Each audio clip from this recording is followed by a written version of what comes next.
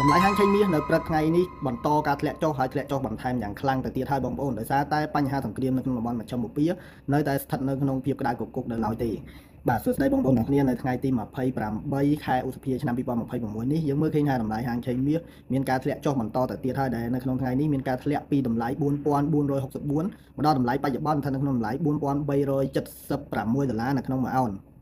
អញ្ចឹងបើយើងគិតទៅជាតម្លឹងវិញគឺស្មើទៅនឹង5392ដុល្លារក្នុងមួយតម្លឹងហើយតម្លៃហាងឆេងមាសមានការធ្លាក់ចុះបន្ថែមមកក្នុងថ្ងៃនេះគឺបន្តពីភាពតានតឹងកាលពីម្សិលមិញដោយយើងមើលឃើញថា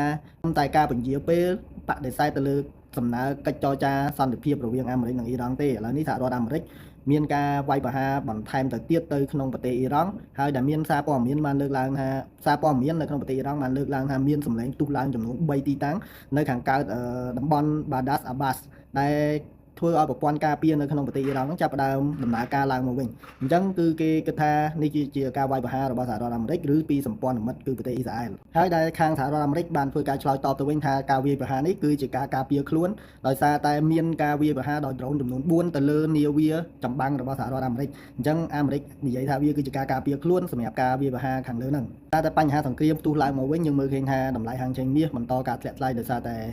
អ្នកវិនិយោគមានភាពភ័យខ្លាចទៅលើបញ្ហាសង្គ្រាមដែលអាចរុញច្រានឲ្យតម្លៃអតិផរណានឹងមានការកើនឡើងបន្ថែមទៅទៀតអញ្ចឹងបើយើងងាកមកមើលនៅក្នុងកត្តាបច្ចេកទេសនៅក្នុងថ្ងៃនេះវិញយើងឃើញថាតម្លៃហាងឆេងមាសកាលពី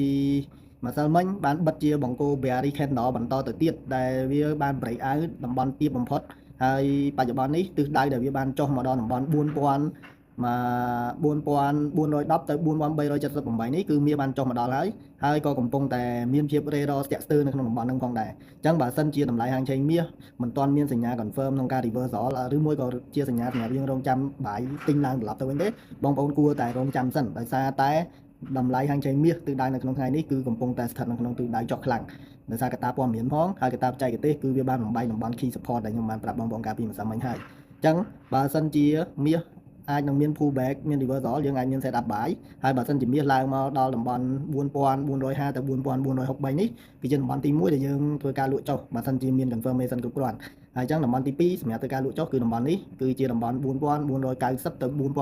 4510ជាតំបន់ទី2ក្នុងសម្រាប់ set up sell បាទប៉ុន្តែបើសិនជាមាសបន្តការធ្លាក់ខ្លាំងមកទៀតអញ្ចឹងយើងរងចាំទិញឡើងនៅក្នុងតំបន់4321ទៅ4282បាទតែយ៉ាងណារាល់ការជួញដូរបងប្អូនកុំភ្លេចកំណត់ការគ្រប់គ្រងហានិភ័យឲ្យបានត្រឹមត្រូវជាពិសេសគឺកំណត់ SL និង TP ដើម្បីការពារនៅហានិភ័យបាទអញ្ចឹងសម្រាប់ការវិភាគនៅក្នុងថ្ងៃនេះខ្ញុំមានប៉ុណ្ណឹងអញ្ចឹងបើសិនជាបងប្អូនមានចម្ងល់ឬចង់សាកសួរព័ត៌មានត្រូវការប្រឹក្សាបើកណែឧបករណ៍ឬមួយក៏ចង់ធ្វើការទំនាក់ទំនងទៅតាមលេខទូរស័ព្ទនិង contact នៅលើវីដេអូនេះហើយយើងក៏មាន